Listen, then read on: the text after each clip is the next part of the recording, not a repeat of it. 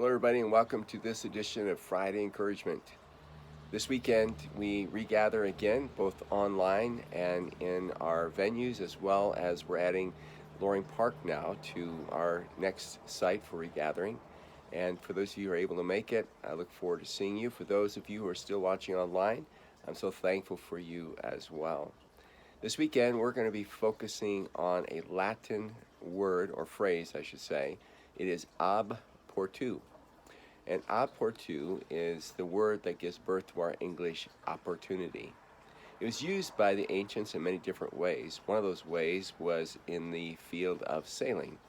Ships were unable to just simply pull into the harbors of those days because the harbors were not dredged and weren't deep enough.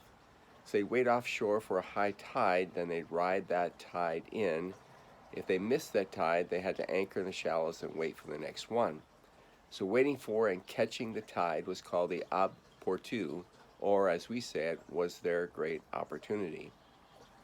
I've been thinking a lot about what's going on these days in our culture, and I'm sure you have been as well, with the spike in COVID, the spread of social unrest, the political and economic deepening of hatred and fear, as well as mistrust.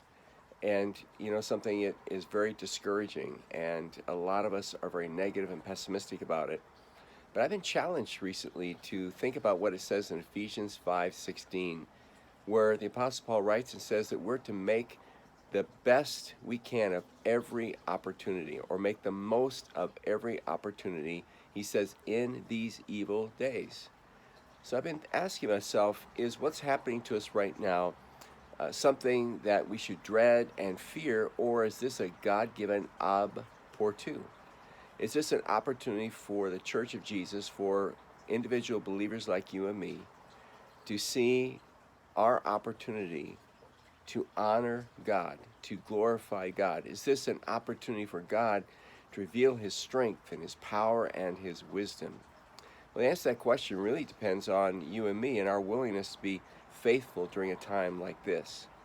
So as you listen to the news, as you have conversations with other people, as you think about what's taking place around you, don't see it as something to dread, to escape, to fear, to hunker down on, or to try to find some human way to overcome. Instead, see it as a God-given opportunity. These are days in which we, in the power of the Holy Spirit and living out the truth, can be a witness for Christ with our attitudes, our observations, and our hope. Our hope in the fact that there's someone and something far greater than what we're experiencing today, and we can trust Him, and we can know that God will work all things out for His eventual purpose and good.